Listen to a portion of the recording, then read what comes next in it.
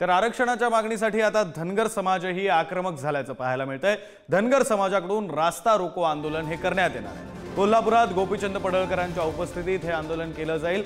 ST प्रवर्गातून आरक्षण देण्याची धनगर समाजाची मागणी आहे।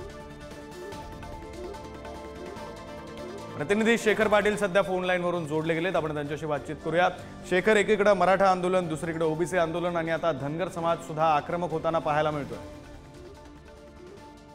बरोबर आहे। गेल्या अनेक दिवसांपासून मराठा समाजासाठी मराठा आरक्षणाचा लढा तिकडं मनोज जरांगे पाटील यांनी उभा केलाय, तर दुसरीकडे ओबीसी नेत्यांनी देखील आपल्या आरक्षणासाठी अनेक आंदोलन जे ती केलेच पाहायला मिळते। आणि आता गोपीचंद पडळकर यांच्या नेतृत्वाखाली धनगर समाजाचं देखील आंदोलन जे आहे ते सुरू आहे। खरं तर धनगर समाजाला एसटी आरक्षणाची अंमलबजावणी या ठिकाणी करावी या मागणीसाठी हे आंदोलन जे आहे ते आज होणार आहे।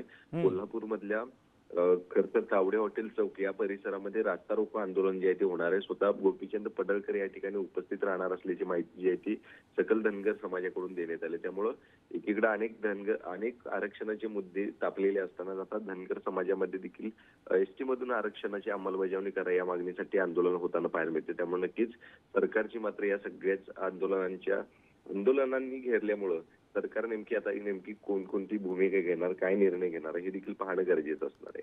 अगदी खरं आहे शेखर। खरं तर आज विविध आंदोलनं पाहायला मिळतात आणि या सगळ्या आंदोलनांना सरकार कशा प्रकारे हाताळणार हा खरा प्रश्न आहे। धन्यवाद दिलेल्या आहे सविस्तर माहितीसाठी।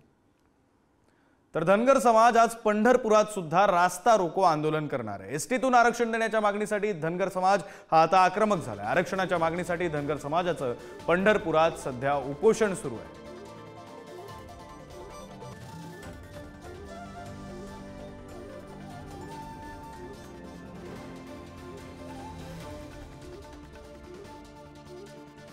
प्रतिनिधी माऊली डांगे सध्या आपल्यासोबत जोडले गेलेले आहेत। माऊली, खरं तर पंढरपूरमध्ये काही दिवसांपासून उपोषण सुद्धा सुरू आहे धनगर समाजाचं, त्यात आता रास्ता रोको आंदोलन केला जाणार आहे। आजच कोल्हापुरातही आणि पंढरपुरातही सरकारची कोंडी करण्याचा प्रयत्न म्हणायचा।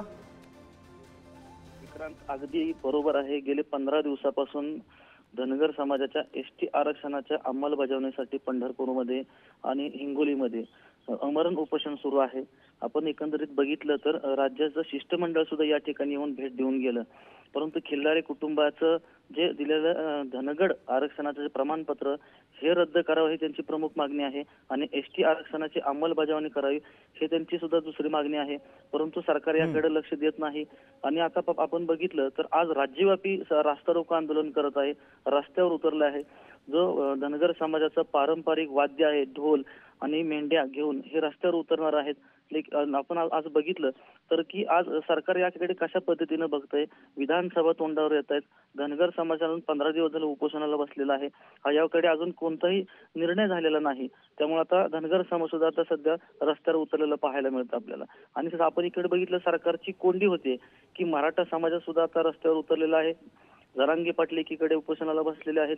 ओबीसीचे नेते जे लक्ष्मण हाके आहेत ते उपोषणाला बसलेले आहेत। पंढरपूरमध्ये आमरण उपोषण सुरू आहे।